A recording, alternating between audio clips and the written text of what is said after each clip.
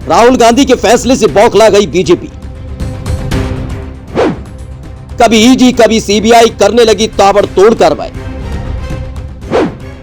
विपक्ष के खिलाफ पंजे में बंद तोता फड़फड़ाने लगा। वो साल था 2018। मोदी सरकार को 4 बरस हो चुके थे। सीबीआई के अधिकारी खोलकर एक दूसरे की परतें खोल रहे थे तो कोर्ट ने सीबीआई को पिंजड़े में बंद तोते की संज्ञा दे दी थी, जिसका मालिक अपने तोतों की लड़ाई को मजे से देख रहा था।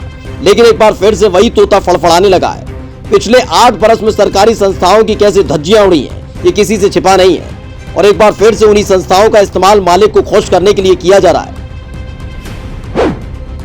राहुल गांधी की भारत जोड़ो यात्रा ने उड़ा दिए होश।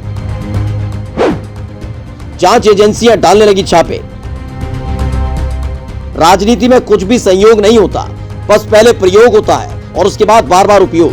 फिलहाल अपनी साख बचाने के लिए कैसे ईडी, सीबीआई और जांच एजेंसियों का इस्तेमाल किया जा रहा है, वो विपक्ष के नेताओं के घरों पर पड़ते छापे बताने के लिए काफी है। और इसका सिलसिला तब से और तेज हो गया जब 7 सितंबर से राहुल गांधी भारत जोड़ो यात्रा पर निकले। पहले तो इस यात्रा का माहौल उड़ाने की कोशिश आईटी सेल वालों की तरफ से की गई, लेकिन जब यात्रा शुरू हुई तो बीजेपी के होश उड़ गए। जिस दक्षिण भारत में कमल खिलाने का सपना बड़े से बड़ा बीजेपी नेता देखता रहा है, उसी दक्षिण भारत में राहुल गांधी से लोग जुड़ने लगे। 7 सितंबर को शुरू हुई भारत जोड़ो यात्रा 150 दिनों में 12 राज्यों और 2 केंद्र शासित राज्यों से होकर गुजरेगी। यानी कुल मिलाकर सफर होगा 3570 किलोमीटर का। लेकिन दक्षिण भारत से उत्तर भारत में राहुल गांधी की भारत जोड़ो यात्रा आती, उससे पहले ही सत्ताधीशों का रुझान आना शुरू हो गया। विपक्ष के जो नेता कांग्रेस की इस यात्रा का समर्थन करने लगे, उन पर अपने तोते का इस्तेमाल किया जाने लगा। दिल्ली में आप विधायक के घर छापे। अमानतुल्लाह खान के खिलाफ एसीबी हुई एक्टिव। एक तरफ राहुल गांधी की भारत जोड़ो यात्रा, तो वहीं दूसरी तरफ आम आदमी पार्टी ने बीजेपी की नाक में गुजरात में दम कर रखा है।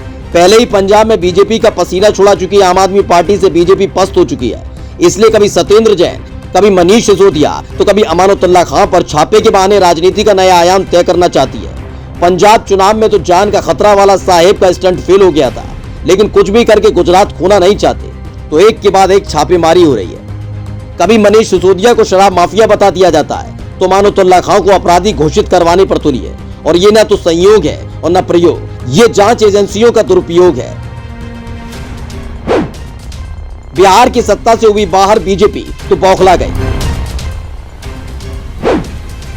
मालिक के आदेश पर छापेमारी करने लगी सीबीआई।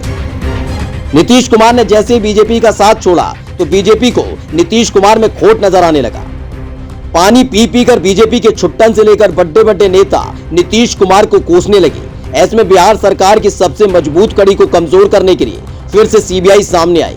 सरकार बनने के सिर्फ 14 दिन के अंदर तेजस्वी यादव के खिलाफ सीबीआई की छापेमारी होने लगी। पहले बिहार में अलग अलग जगह छापे मारे गए और जब सीबीआई को कुछ नहीं मिला तो गुरुग्राम में बने तेजस्वी यादव के मॉल पर ही छापा मार दिया। यानी कुल मिलाकर एक बार फिर से जांच एजेंसी का दुरुपयोग किया गया। अभी तो राहुल गांधी की भारत जोड़ो यात्रा सिर्फ 20 दिन चली है और करीब 130 दिन बाकी हैं। आने वाले दिनों में बीजेपी की हड़बड़ाहट और घबराहट चेहरे से लेकर हाव भाव में दिखाई देगी। Special desk the Kantap.